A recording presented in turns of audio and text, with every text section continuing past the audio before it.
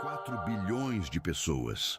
Mais da metade da humanidade viva neste exato momento reivindica conexão direta com um único homem que nasceu há mais de 4.000 anos numa cidade que a maioria nunca ouviu falar.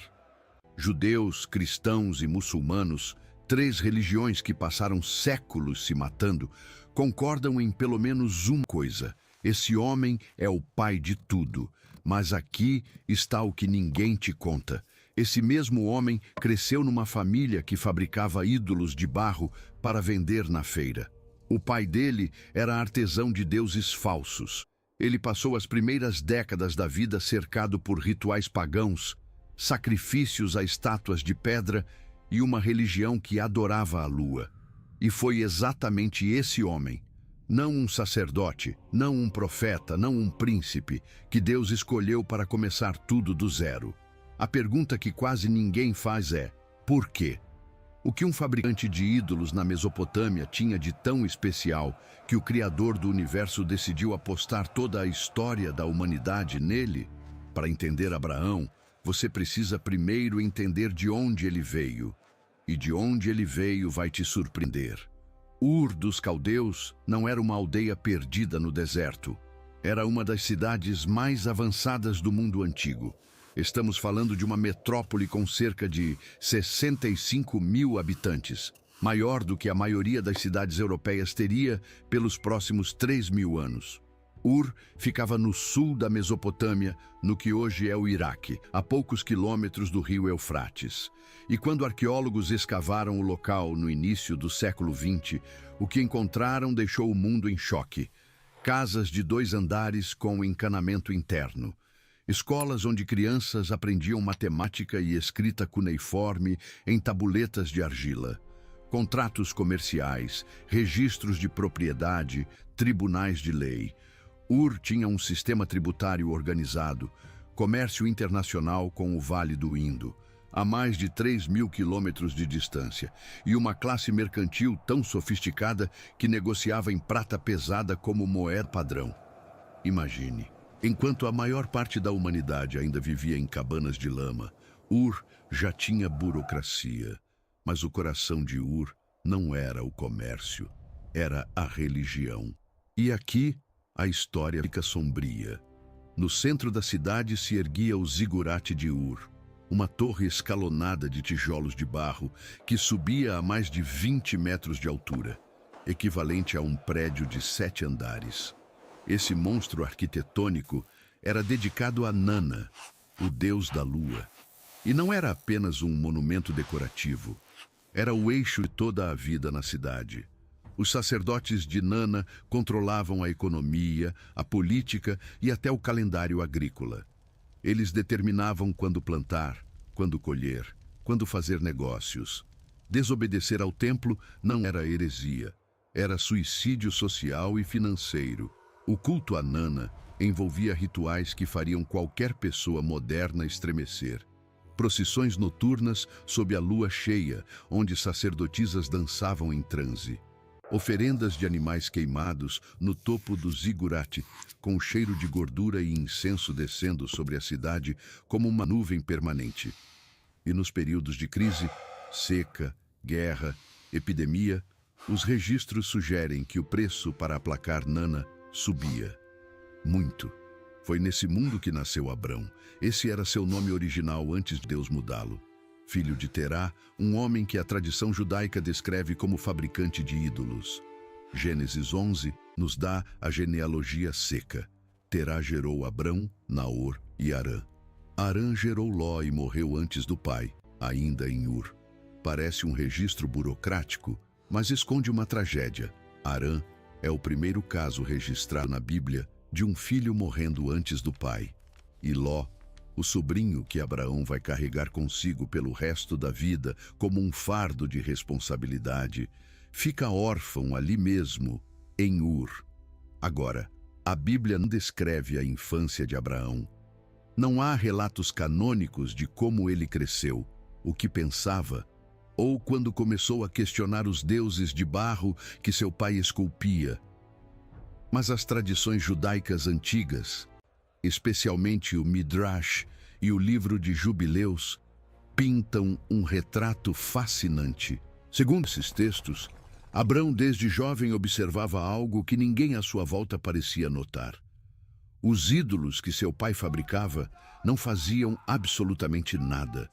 Eram pedaços de argila, quebráveis, inúteis. Existe uma história famosa no Midrash que, mesmo não sendo texto bíblico, revela uma verdade profunda sobre o caráter de Abraão.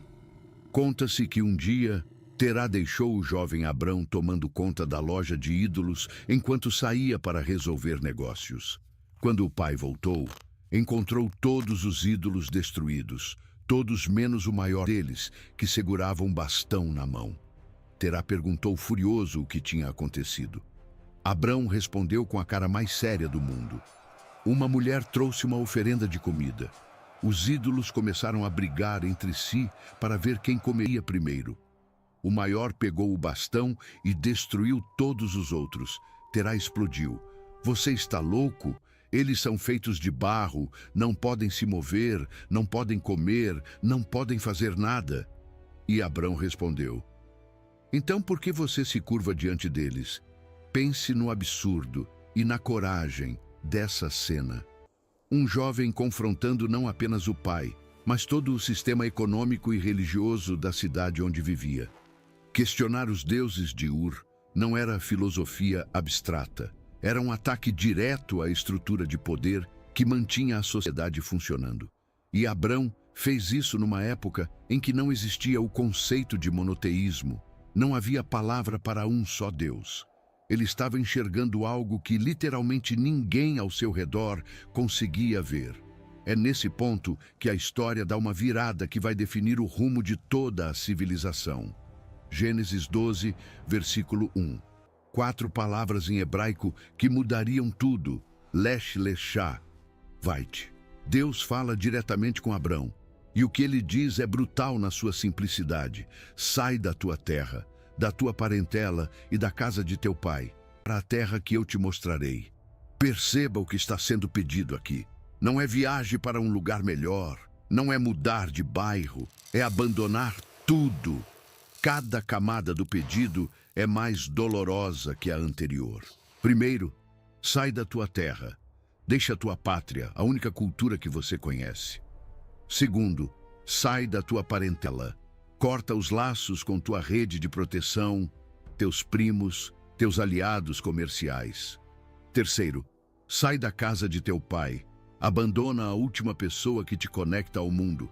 E vai para onde? Para a terra que eu te mostrarei. Deus nem diz o destino, é um cheque em branco. Larga tudo que você tem e caminha para um lugar que eu ainda não te revelei. Agora vem o detalhe que a maioria das pessoas pula sem perceber. Gênesis 12, 4 diz que Abrão tinha 75 anos quando saiu de Harã. 75. No mundo antigo, 75 anos significava que você já tinha vivido mais que a imensa maioria dos seres humanos. Abrão não era um jovem aventureiro buscando fortuna. Era um homem que, em qualquer métrica razoável, deveria estar encostado numa cadeira, vendo o pôr do sol pelo resto dos seus dias. E é exatamente nesse momento, quando o corpo diz que acabou, que Deus diz: agora começa. Se você acredita que Deus pode mudar qualquer vida em qualquer momento, comente. Nunca é tarde. E a promessa que acompanha a ordem é tão desproporcional que beira o absurdo. Farei de ti uma grande nação.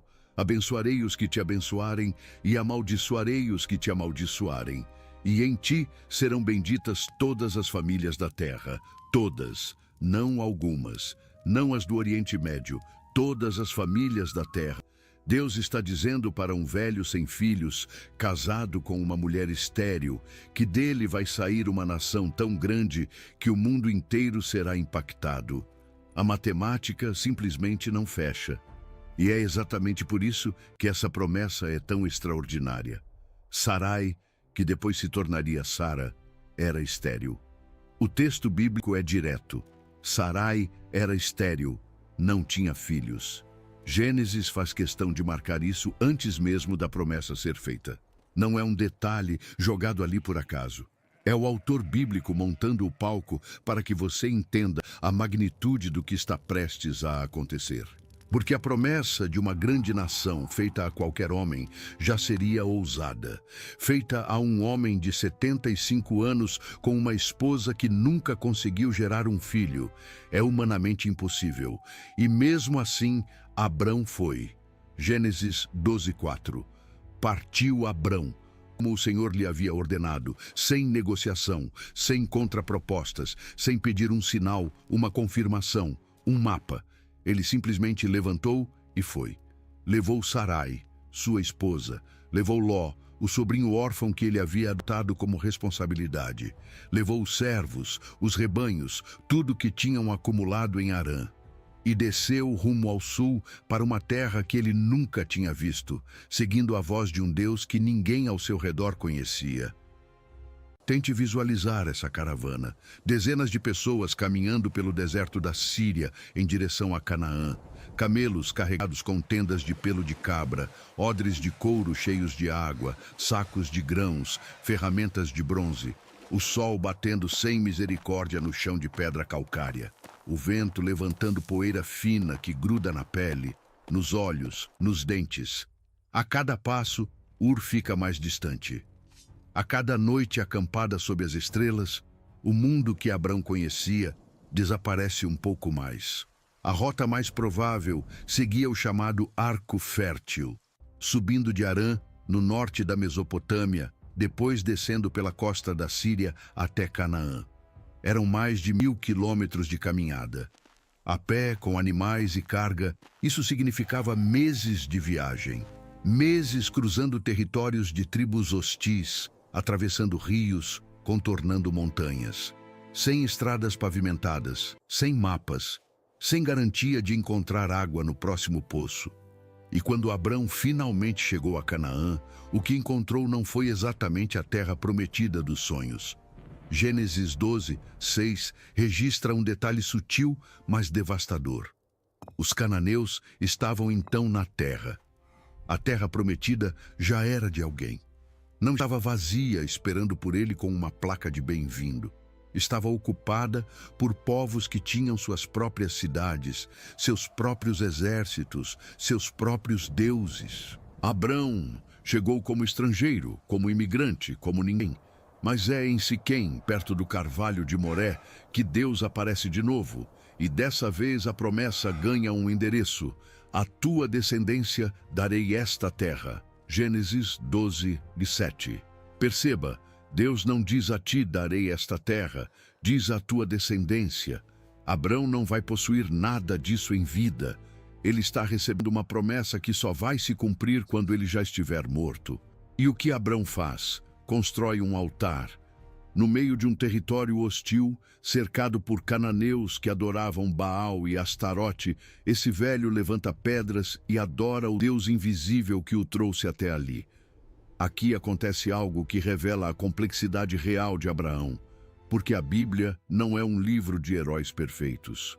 Logo depois de chegar à Terra Prometida, logo depois de construir altares e receber promessas, a fome bateu. Uma seca severa atingiu Canaã. E o que o pai da fé fez? Desceu para o Egito. O mesmo Egito que, séculos depois, escravizaria seus descendentes. E não foi só isso. Com medo de que os egípcios o matassem para ficar com Sarai, que era uma mulher de beleza extraordinária, mesmo aos 65 anos, Abrão pediu que ela mentisse.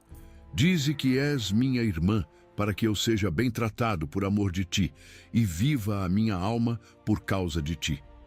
Gênesis. O homem que abandonou tudo por fé, o homem que caminhou 1.000 quilômetros seguindo uma voz divina, agora está pedindo para a esposa fingir que é sua irmã para salvar a própria pele. E tecnicamente não era uma mentira completa. Sarai era sua meia-irmã, filha do mesmo pai, mas de mãe diferente. Mas a intenção era claramente enganar. O que aconteceu em seguida foi exatamente o que Abrão temia e planejou evitar, só que pior. Sarai foi levada para o palácio do faraó. O faraó ficou encantado com ela e cobriu Abrão de presentes. ovelhas, bois, jumentos, servos, servas, jumentas e camelos. Abrão ficou rico às custas da própria esposa no harém de outro homem. É uma cena desconfortável. O texto bíblico não tenta suavizar. Não há justificativa piedosa. Está ali, crua, honesta, humana. Mas Deus não ficou em silêncio. Gênesis: feriu o Senhor a Faraó e a sua casa com grandes pragas por causa de Sarai. As pragas, e note que essa é a primeira vez que a palavra pragas aparece ligada ao Egito, séculos antes de Moisés. Foram tão severas que o Faraó descobriu a verdade. E a reação dele é quase cômica na sua indignação. Que é isso que me fizeste? Por que não me disseste que era tua mulher? Por que disseste que era tua irmã? O Faraó pagão dando lição de moral no patriarca da fé. A Bíblia não tem medo de mostrar seus heróis falhando. E se isso te surpreende, se você esperava um Abraão perfeito, imaculado, sem falhas, prepare-se, porque essa fraqueza no Egito é apenas a primeira de muitas rachaduras na armadura do pai da fé. E é exatamente isso que torna a história dele tão poderosa. Porque Deus não escolheu Abraão por ele ser perfeito. Escolheu apesar das imperfeições. O que vem a seguir, a separação de Ló, a guerra dos reis e o pacto de sangue mais assustador que você já ouviu falar, vai revelar uma camada de Abraão que a maioria dos pregadores nunca menciona. Abraão saiu do Egito humilhado, mas rico, absurdamente rico. O faraó, mesmo furioso, não tomou de volta os presentes, talvez por medo do Deus que enviara as pragas, talvez por protocolo diplomático. O fato é que Abrão subiu de volta ao Negueve, carregando uma fortuna que não tinha quando desceu. Ovelhas, bois, prata, ouro, servos. E entre esses servos estava uma jovem egípcia chamada Agar. Lembre desse nome. Ela vai detonar uma bomba no meio dessa família que ecoa até hoje, literalmente até hoje, no conflito entre árabes e judeus. Mas isso vem depois. O problema imediato era outro. Abrão era rico, Ló era rico, e a terra não aguentava os dois juntos. Gênesis 13:6 é cirúrgico. A terra não os sustentava para habitarem juntos, porque os seus bens eram muitos. Pense no que isso significa na prática. Rebanhos de centenas, talvez milhares de animais, precisando de pasto e água no mesmo território semiárido. Os pastores de Abrão brigando com os pastores de Ló por cada poço, cada vale verde, cada pedaço de sombra. A tensão entre as duas caravanas crescendo dia após dia, como uma corda esticada prestes a arrebentar. E é aqui que Abraão faz algo que nenhum patriarca do mundo antigo faria. Ele, o mais velho, o líder, o tio que tinha autoridade absoluta sobre o sobrinho, oferece a Ló o direito de escolher primeiro. Não haja contenda entre mim e ti. Toda a terra está diante de ti. Se fores para a esquerda, irei para a direita. Se fores para a direita, irei para a esquerda. Gênesis 13:8, 9. Isso não é generosidade. Isso é loucura estratégica. No mundo antigo, o mais velho escolhia primeiro, sempre, sem exceção. O primogênito herdava o dobro. O patriarca tinha precedência sobre todos. Abrão estava abrindo mão de um direito que ninguém abria.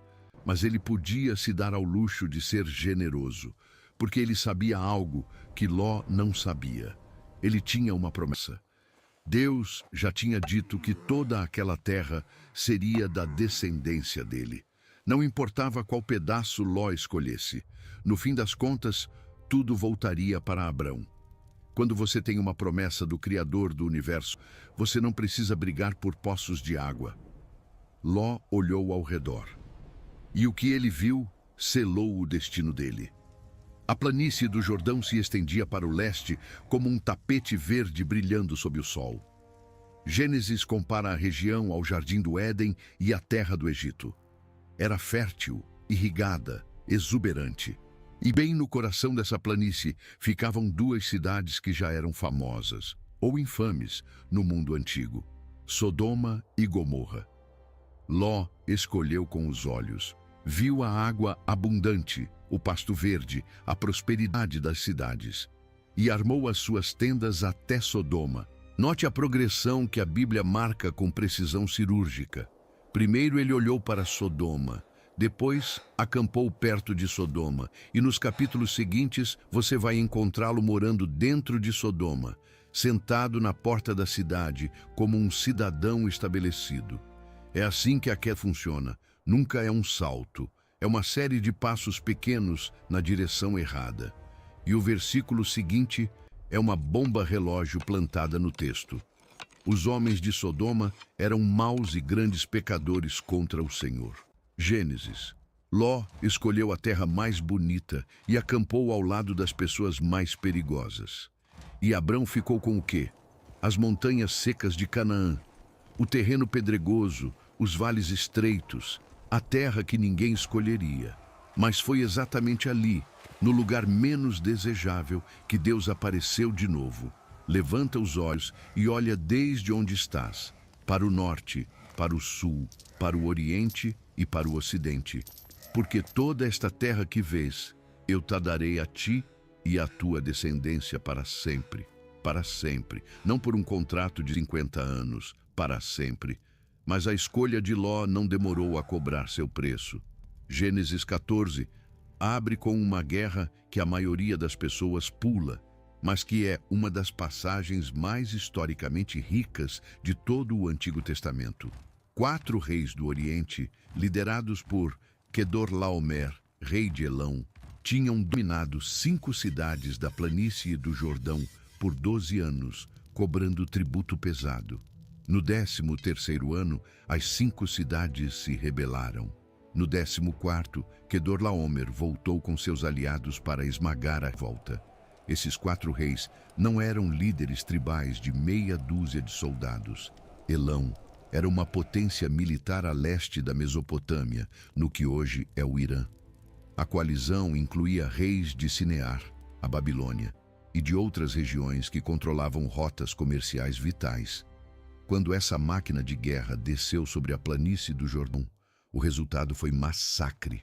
Os reis de Sodoma e Gomorra fugiram e caíram nos poços de betume do vale de Sidim. Suas cidades foram saqueadas. E Ló, que tinha escolhido aquela planície linda e fértil, foi levado como prisioneiro junto com toda a sua família e todos os seus bens. Um fugitivo chegou ao acampamento de Abrão com a notícia. E aqui acontece uma transformação que revela uma faceta de Abraão que quase ninguém associa ao patriarca pacífico que a escola dominical ensina. Gênesis. Ouvindo Abrão que o seu sobrinho estava preso, armou os seus criados nascidos em sua casa, 318, e os perseguiu até Dan. Pare um segundo, 318 homens treinados para combate, nascidos dentro do acampamento de Abrão. Isso não é um pastor de ovelhas com meia dúzia de servos. Isso é um senhor de guerra com um exército privado. Para ter 318 guerreiros nascidos em casa, Abrão precisava ter um acampamento de pelo menos 1.000 a 2.000 pessoas. Ele não era um nômade qualquer. Era o equivalente a um sheik beduíno com poder militar real. E o que Abrão fez com esses 318 homens contra uma coalizão de 4 reis que tinha acabado de destruir 5 cidades é pura tática militar de guerrilha. Ele dividiu suas forças, atacou à noite e perseguiu os invasores de Dan até Obá, ao norte de Damasco. São mais de 200 quilômetros de perseguição. Abrão não apenas resgatou Ló, recuperou todas as pessoas capturadas, todas as mulheres, todo o povo e todos os bens. Contra um exército profissional que tinha acabado de vencer uma guerra regional, um grupo de pastores armados com lanças de bronze venceu usando velocidade, surpresa e escuridão. A vitória foi tão completa e tão inesperada que quando Abrão voltou, 2 reis saíram para encontrá-lo. E esses 2 encontros, separados talvez por minutos, revelam tudo sobre quem Abraão realmente era. O primeiro foi o rei de Sodoma. Derrotado, humilhado, coberto de betume dos poços onde tinha caído. Esse rei veio com uma oferta simples: dá-me as pessoas, e os bens fica para ti. Gênesis. Era uma proposta razoável. Abrão tinha vencido a guerra. Pelos costumes da época, todo o despojo era dele por direito. Os escravos, o ouro, os rebanhos, tudo. O rei de Sodoma estava basicamente implorando para ter seus cidadãos de volta e oferecendo toda a riqueza material em troca. Para qualquer guerreiro do mundo antigo, era uma oferta irrecusável. Mas antes que Abrão pudesse responder ao rei de Sodoma, apareceu o segundo rei. E esse é um dos personagens mais misteriosos de toda a Bíblia. Melquisedeque, rei de Salém, que a tradição identifica como a futura Jerusalém, e sacerdote do Deus Altíssimo. Ele trouxe pão e vinho e abençoou Abrão com palavras que ecoariam por milênios. Bendito seja Abrão pelo Deus Altíssimo, Criador dos céus e da terra. E bendito seja o Deus Altíssimo, que entregou os teus inimigos nas tuas mãos. Quem era Melquisedeque? O texto não diz de onde veio, quem era seu pai, quem era sua mãe, quando nasceu, quando morreu. Ele aparece do nada, abençoa Abrão e desaparece da narrativa como um relâmpago. O livro de Hebreus no Novo Testamento vai gastar um capítulo inteiro tentando explicar esse homem, comparando-o diretamente a Cristo, sacerdote eterno, sem genealogia, sem começo nem fim. Mas naquele momento, o que importava era o gesto. Abrão, o guerreiro vitorioso, se curvou diante desse rei sacerdote e lhe deu o dízimo de tudo, 10% de todo o despojo da guerra. É a primeira vez que o dízimo aparece na Bíblia. E veio de Abraão. E depois disso, Abrão se virou para o rei de Sodoma e disse algo que redefine o conceito de integridade. Levantei minha mão ao Senhor, o Deus Altíssimo, Criador dos céus e da terra, e jurei que não tomarei nenhum fio, nem uma correia de sandália, nem coisa alguma que é tua, para que não digas, eu enriqueci a Abrão. Gênesis 23. Nada. Ele não aceitou absolutamente nada. Um homem que tinha acabado de arriscar a vida numa operação militar contra 4 reis, que tinha perdido homens, gasto recursos, marchado centenas de quilômetros, recusou cada moeda, cada ovelha, cada peça de tecido, porque a riqueza de Abrão não podia vir de Sodoma. Não podia haver nenhuma dúvida sobre a fonte da sua prosperidade. Tudo que ele tinha e tudo que ele teria viria de Deus, de mais ninguém. Depois da adrenalina da guerra, depois da diplomacia com reis, depois da recusa da fortuna de Sodoma, veio o silêncio. E no silêncio veio o medo. Gênesis 15 começa com uma frase que mostra que Abraão era humano até a medula. Depois destes acontecimentos, veio a palavra do Senhor a Abrão numa visão. Não temas, Abrão, não temas. Se Deus está dizendo para não ter medo, é porque Abrão estava com medo, e faz sentido. Ele tinha acabado de humilhar 4 reis poderosos. A retaliação podia vir a qualquer momento, e tudo que ele tinha era 318 homens contra impérios. Mas o medo de Abrão ia além da guerra. O que saiu da boca dele em seguida é o grito mais honesto de toda a Bíblia patriarcal. Senhor Deus, que me darás? Eu ando sem filhos. Gênesis 15, 2. Ali está, a ferida aberta. Todas as promessas, a terra, a nação, a bênção universal, dependiam de uma coisa, um filho. E Abrão não tinha nenhum. Sarai continuava estéril. Os anos passavam. E o herdeiro da sua casa, o homem que ficaria com tudo se Abrão morresse naquele dia, era Eliezer de Damasco, um servo, não um filho, um empregado. A resposta de Deus não veio com explicações teológicas, veio com uma experiência. Levou-o para fora e disse, olha para os céus e conta as estrelas, se é que as podes contar. Assim será a tua descendência. Gênesis 15, 5. Imagine esse momento. Um velho de mais de 75 anos, de pé no deserto do Negueve, de noite, sem nenhuma luz artificial num raio de centenas de quilômetros. A Via Láctea esticada de horizonte a horizonte como um rio de fogo branco. Milhares, milhões de pontos de luz tão densos que o céu parecia sólido. E Deus dizendo, conta, tenta contar. Esse é o tamanho do que eu vou fazer através de você. E o versículo seguinte é talvez o mais importante de toda a Bíblia hebraica. E creu Abrão no Senhor. E isso lhe foi imputado como justiça. Gênesis 15:6. Essa frase sozinha vai fundamentar a teologia de Paulo, a doutrina da reforma protestante e a compreensão de bilhões de pessoas sobre o que significa ter um relacionamento com Deus. Não pelos sacrifícios, não pelos rituais, não pelas obras, pela fé. Abrão acreditou e isso bastou. Mas Deus sabia que a fé de Abrão precisava de algo concreto. E o que aconteceu em seguida é a cena mais aterrorizante de todo o livro de Gênesis. Deus mandou Abrão pegar uma novilha de 3 anos, uma cabra de 3 anos, um carneiro de 3 anos, uma rola e um pombinho. Abrão os partiu ao meio, exceto as aves, e colocou cada metade uma defronte da outra, criando um corredor de carne e sangue entre as carcaças. O chão encharcado de vermelho escuro. O cheiro metálico do sangue fresco misturado ao calor do deserto. E as aves de rapina começaram a descer sobre os corpos, e Abrão passava o dia inteiro espantando-as, sozinho, coberto de sangue, esperando sem saber pelo quê. Quando o sol se pôs, um sono profundo caiu sobre Abrão. Mas não era um sono de descanso. O texto diz que grande espanto e densas trevas caíram sobre ele. A palavra hebraica para esse terror é eimá, um pavor sobrenatural, um horror que não vem do mundo físico.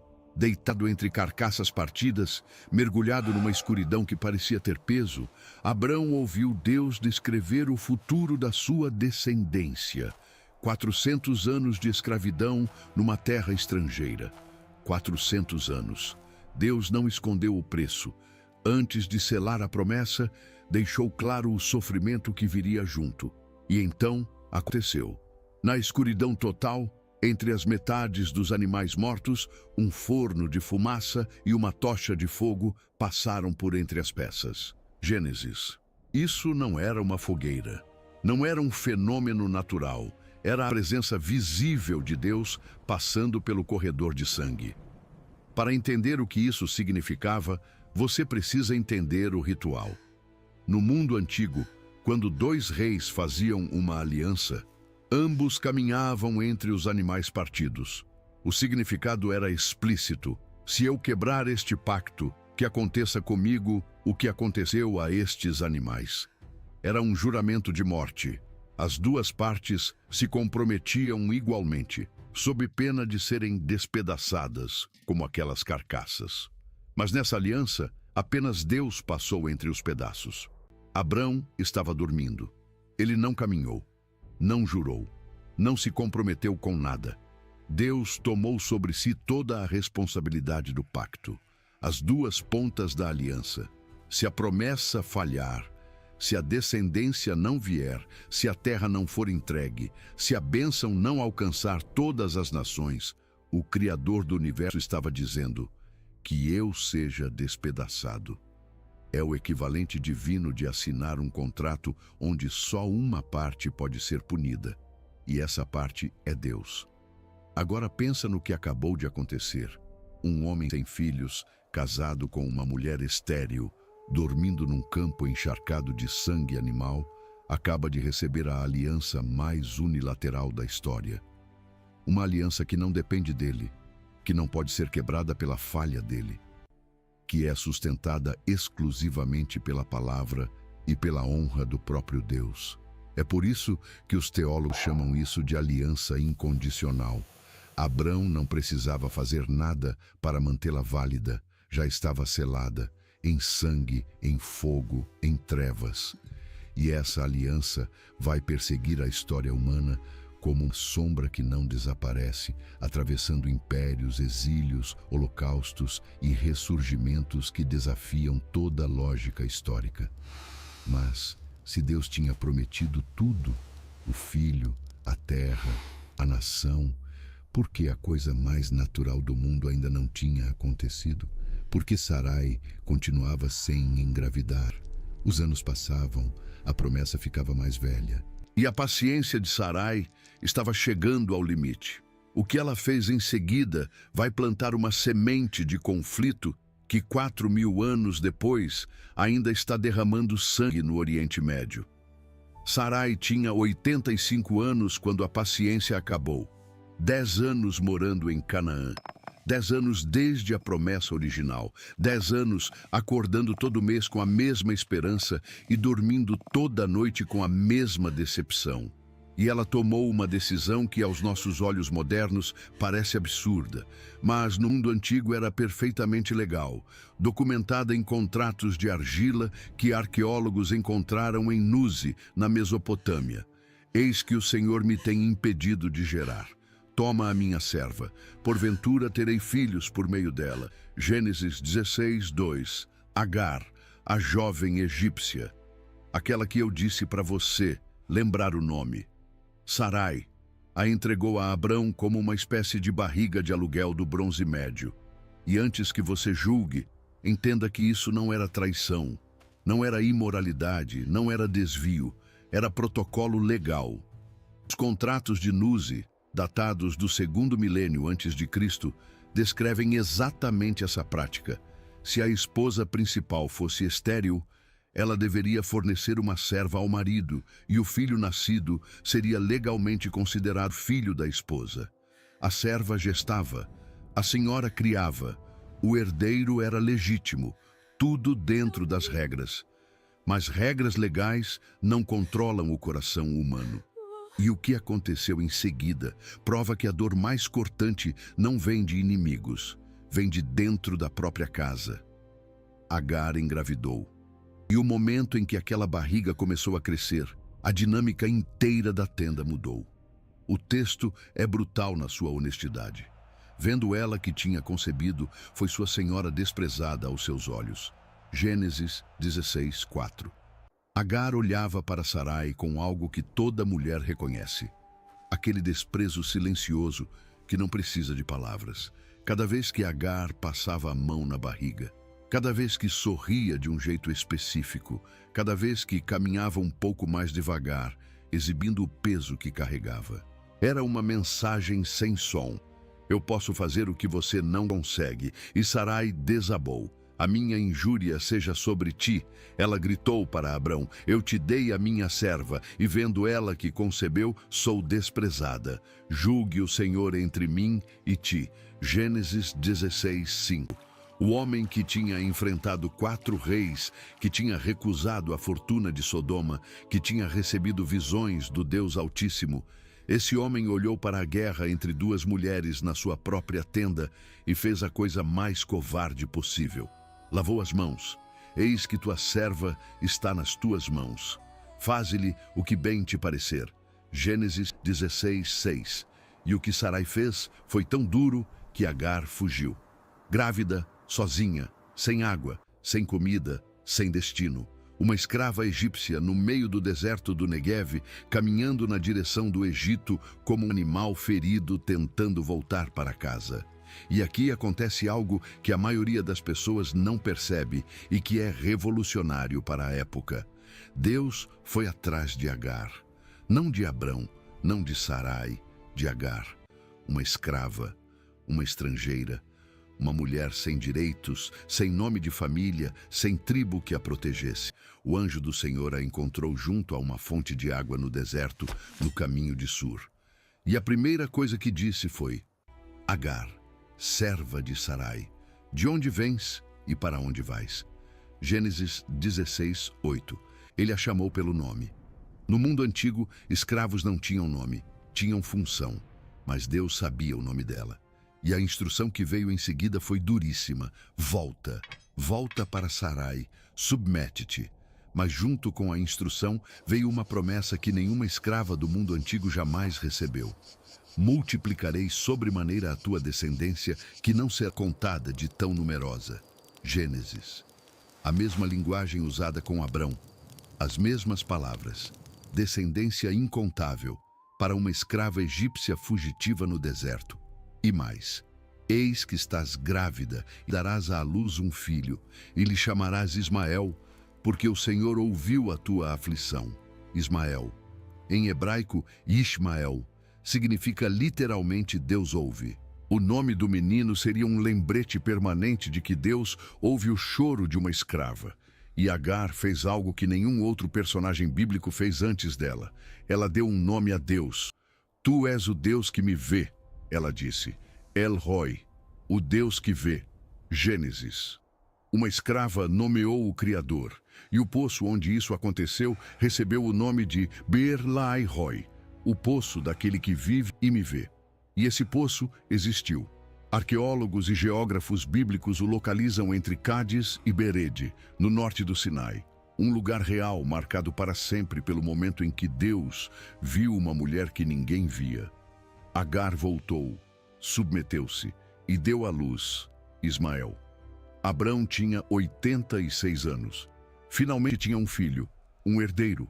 Um menino que cresceria correndo entre os rebanhos, aprendendo a atirar com arco, tornando-se o que o texto mais tarde descreve como um jumento selvagem de homem, livre, indomável, vivendo em conflito com todos ao redor. A tradição islâmica considera Ismael o ancestral direto de Maomé e dos árabes. A tradição judaica reconhece que ele foi o primeiro filho, mas não o filho da promessa. E nessa fratura, nessa distinção entre o filho que veio do plano humano e o filho que viria do plano divino, nasce uma rivalidade que atravessou milênios e continua sangrando. E então, silêncio. 13 anos de silêncio absoluto. De Gênesis 16 para Gênesis 17, 13 anos passam numa única virada de página.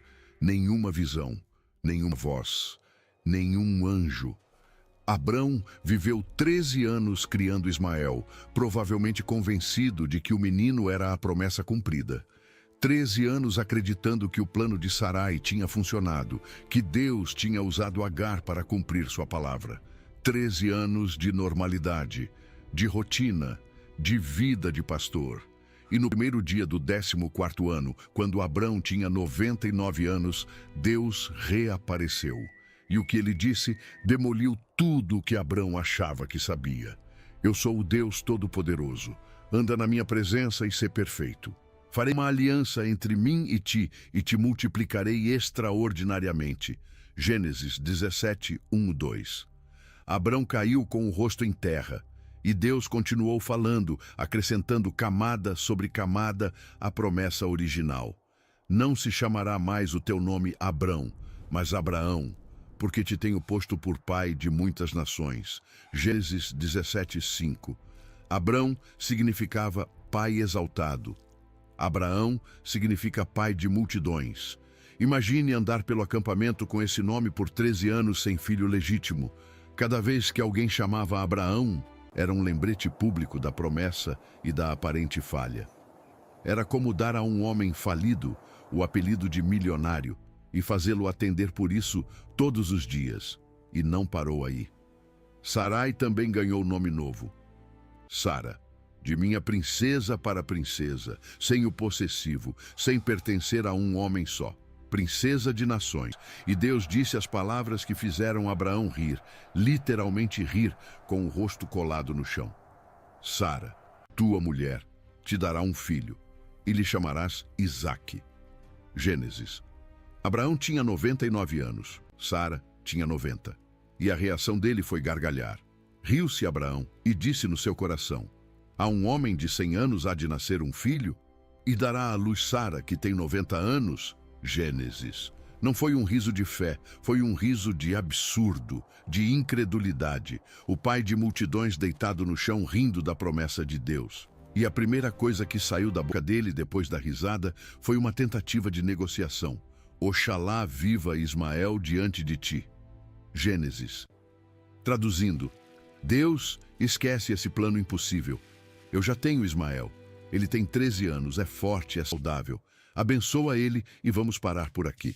Mas Deus não aceitou o substituto. Ismael seria abençoado, 12 príncipes, uma grande nação.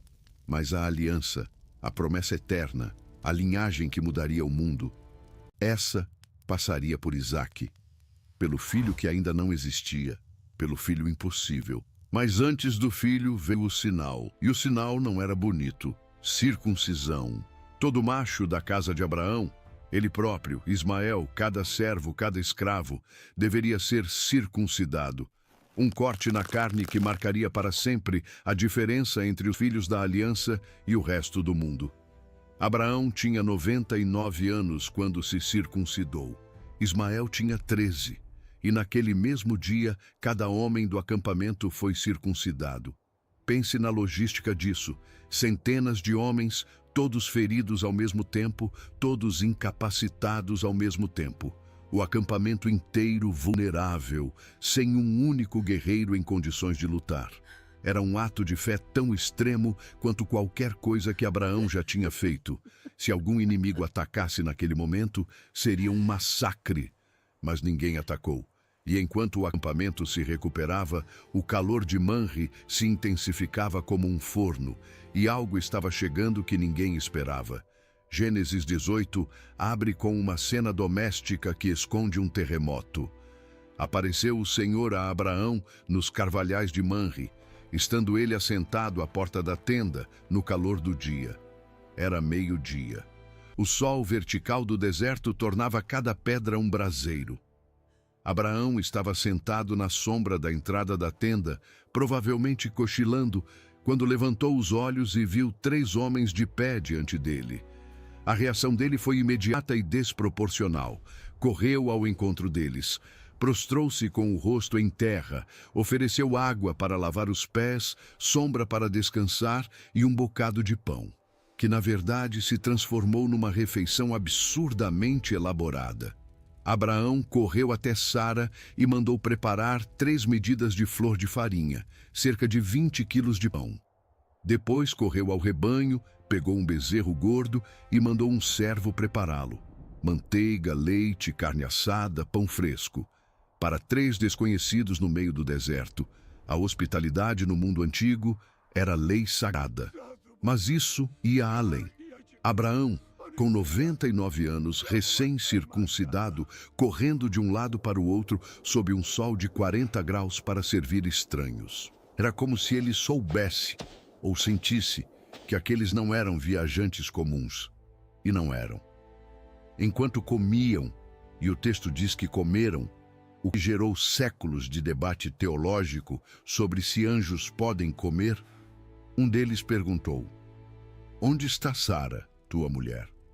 O fato de saber o nome dela já era revelador.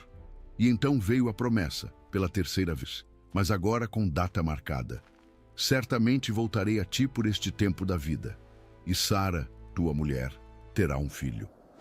Gênesis. Sara estava ouvindo atrás da cortina da tenda e riu. Assim como Abraão tinha rido semanas antes, Sara riu por dentro, dizendo consigo mesma: "Depois de velha, terei deleite? Sendo também o meu senhor já velho." Gênesis. E o visitante, que o texto agora identifica explicitamente como o Senhor, se virou para Abraão e fez a pergunta que define os limites entre o humano e o divino: "Por que se riu Sara? Haveria coisa alguma difícil para o Senhor?" Gênesis. Sara mentiu. "Eu não ri", disse ela com medo. E a resposta foi curta como um trovão: "Não, mas riste." 3 palavras. Ele sabia. Ele sempre sabe. Depois da refeição, os visitantes se levantaram e olharam na direção de Sodoma. E o Senhor fez algo extraordinário, pensou em voz alta. "Ocultarei a Abraão o que faço?" Gênesis. Era como se Deus estivesse deliberando consigo mesmo se deveria ou não revelar seus planos ao patriarca. E decidiu contar. O clamor de Sodoma e Gomorra era grande. O pecado era gravíssimo e Deus desceria para ver se o que ouvira correspondia à realidade. A destruição estava chegando. Os 2 anjos seguiram para Sodoma, mas Abraão ficou de pé diante do Senhor. E o que aconteceu em seguida é a negociação mais audaciosa da história sagrada. "Destruirás o justo com o ímpio?" Abraão começou em 50. Se houver 50 justos na cidade, destruirás e não pouparás o lugar por amor dos 50 justos? E Deus concedeu. Então 45. Concedido. 40. Concedido. 30. 20. Até chegar a 10. Não a destruirei por amor dos 10. Gênesis. Abraão parou em 10. Não pediu 5. Não pediu 1. Talvez porque acreditasse que na cidade onde Ló morava com sua família, certamente haveria pelo menos 10 pessoas decentes. Ele estava errado. Os 2 anjos chegaram a Sodoma ao entardecer. Ló estava sentado à porta da cidade, exatamente a posição de um cidadão respeitável, um juiz ou ancião. O homem que anos antes tinha armado as tendas até Sodoma, agora era parte do establishment. E quando viu os 2 estranhos, insistiu que ficassem em sua casa. Não por cortesia, por desespero. Ele sabia o que acontecia com estranhos naquela cidade depois que o sol se punha. E antes que se deitassem, a casa foi cercada. Os homens de Sodoma cercaram a casa, desde o moço até o velho, todo o povo de todos os bairros. Gênesis 19:4. Não era um grupo, era a cidade inteira. Todo o bairro, toda a faixa etária. E o que gritavam deixa pouco espaço para interpretação metafórica. Onde estão os homens que vieram a ti esta noite? Traze-os para fora, para que os conheçamos. O verbo hebraico yadá, conhecer, tem conotação sexual explícita neste contexto. E Ló, num gesto que horroriza leitores modernos, ofereceu suas 2 filhas virgens no lugar dos hóspedes. A resposta da turba foi pior do que a ameaça original. Sai daí! Esse sujeito veio como estrangeiro e quer ser juiz? Faremos a ti pior do que a eles. Os anjos puxaram Ló para dentro e feriram a multidão com cegueira. E na escuridão forçada daqueles olhos, os homens de Sodoma continuaram tateando a porta, tentando encontrar a entrada. A cegueira não os deteve. A compulsão era maior que a dor. Quando a manhã raiou, os anjos agarraram Ló pela mão. Literalmente o texto diz que pegaram na mão dele, na mão da esposa e nas mãos das 2 filhas, e os arrastaram para fora da cidade, sendo-lhe o Senhor misericordioso. Gênesis. Ló não saiu por vontade própria, foi arrastado. A misericórdia veio em forma de força bruta, e a instrução foi direta. Escapa-te por tua vida. Não olhes para trás. Não pares em toda esta planície. Escapa para o monte, para que não pereças. Não olhe para trás. Essa ordem parece simples, mas quando o enxofre começou a cair, quando o céu ficou laranja e depois vermelho e depois negro, quando o chão tremeu e o ar se encheu de um rugido que parecia o mundo se rasgando ao meio, a mulher de Ló olhou. O texto não explica o que ela estava olhando. A casa onde morou, as amigas que deixou, a vida que conhecia. Talvez estivesse olhando para tudo ao mesmo tempo e se transformou numa coluna de sal. Não morreu, não caiu, se transformou. Uma estátua branca no limite do deserto, congelada para sempre no ato de olhar para trás. Joséfo, o historiador judeu do 1º século, afirmou que a coluna ainda existia em sua época. Viajantes medievais alegavam tê-la visto. Até hoje, perto do Mar Morto, formações salinas em forma humana atraem peregrinos que juram estar diante da esposa de Ló, e Sodoma ardeu. O Senhor fez chover enxofre e fogo sobre Sodoma e Gomorra da parte do Senhor desde os céus. Gênesis. A planície que Ló tinha escolhido por ser bonita como o Éden se transformou no ponto mais baixo da superfície da terra. O Mar Morto, 430 metros abaixo do nível do mar, com salinidade tão alta que nenhum peixe sobrevive. A terra mais fértil do Oriente Médio virou o lugar mais estéril do planeta. Geólogos encontraram camadas de cinzas e enxofre cristalizado ao longo da costa sudoeste do Mar Morto. Esferas de enxofre puro de 98% de pureza incrustadas em formações de calcário. Um grau de pureza que não ocorre naturalmente em nenhum outro lugar da Terra. Algo aconteceu ali. Algo catastrófico, localizado e absoluto. Se foi fogo do céu, uma erupção de gás natural, ou uma chuva de meteoritos que atingiu depósitos subterrâneos de enxofre, a ciência debate. Mas que a destruição foi real, a geologia confirma. Abraão acordou naquela manhã e olhou na direção de Sodoma. E eis que a fumaça da terra subia como fumaça de uma fornalha. Gênesis. O homem que tinha negociado com Deus por 10 justos descobriu que não havia nem 10. A planície inteira se foi. E Ló, o sobrinho que tinha escolhido com os olhos, perdeu tudo: a esposa, a casa, a fortuna, a dignidade. Sobreviveu com 2 filhas e nada mais, escondido numa caverna nas montanhas, bêbado e destruído.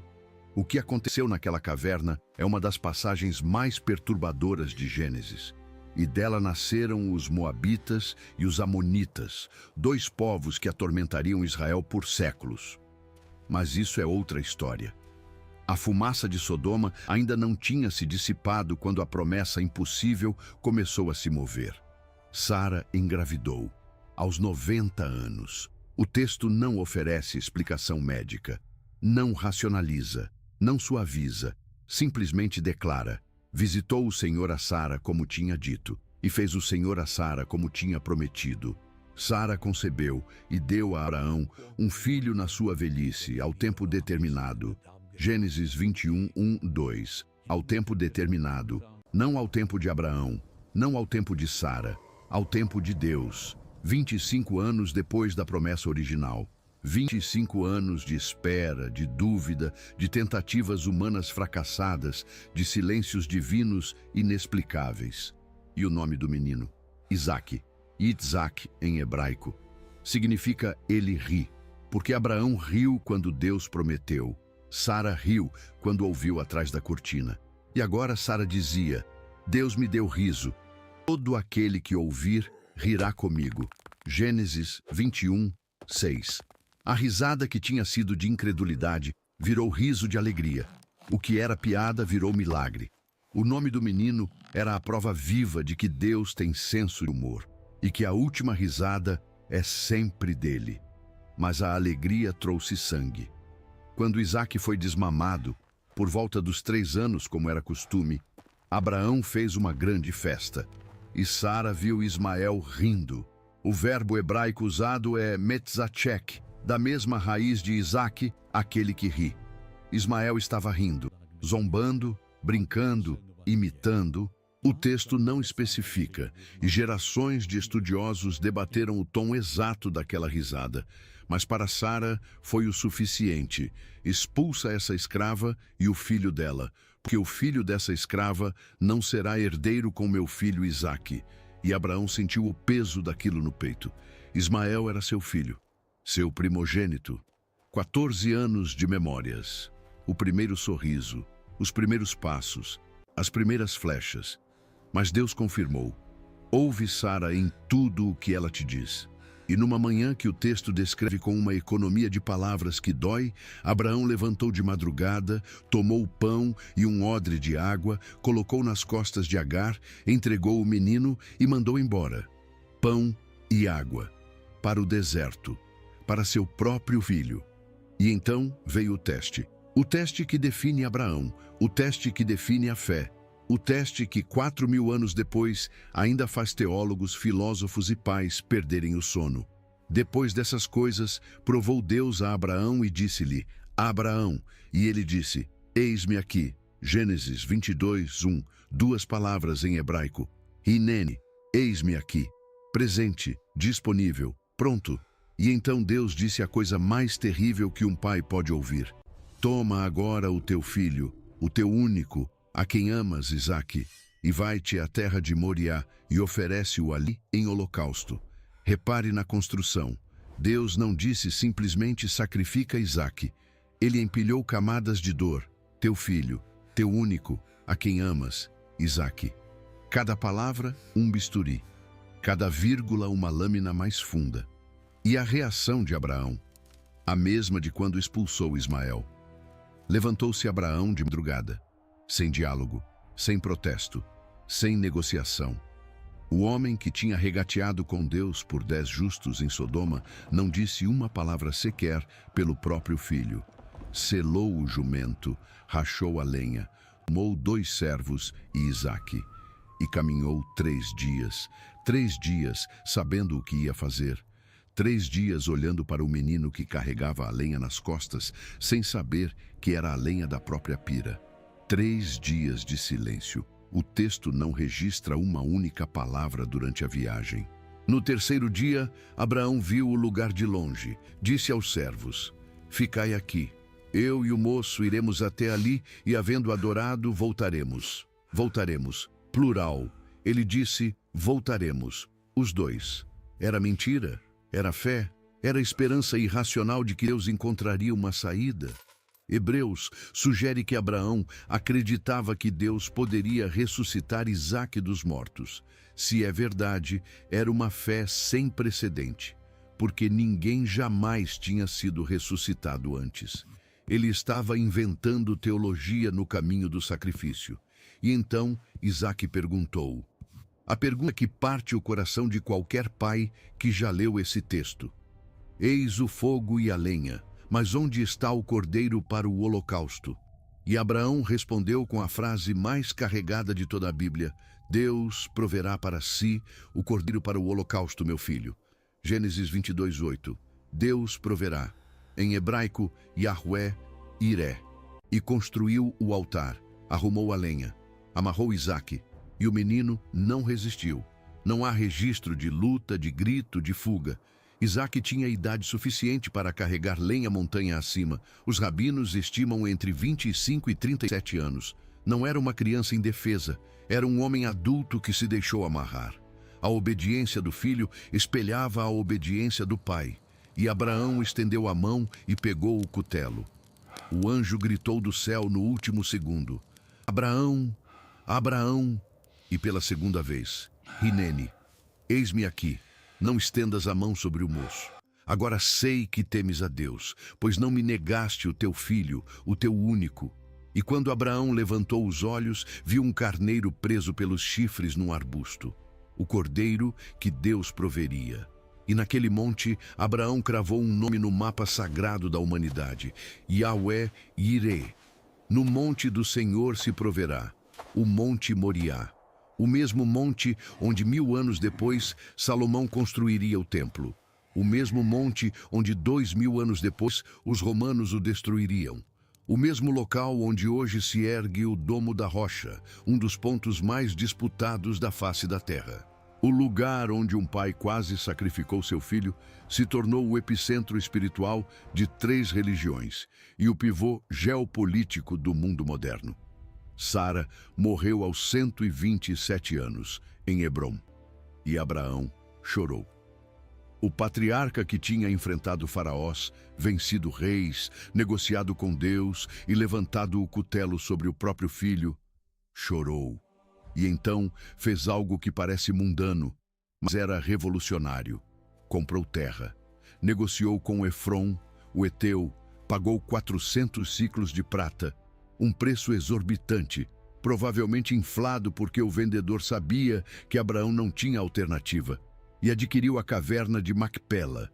A primeira propriedade legal do povo de Israel na Terra Prometida não foi conquistada por espada, comprada, com escritura, com testemunhas, com dinheiro contado, e essa caverna existe. Em Hebrom, a mesquita de Ibrahim, ou o túmulo dos patriarcas, marca o local onde a tradição afirma que Abraão e Sara, Isaque e Rebeca, Jacó e Lia estão sepultados.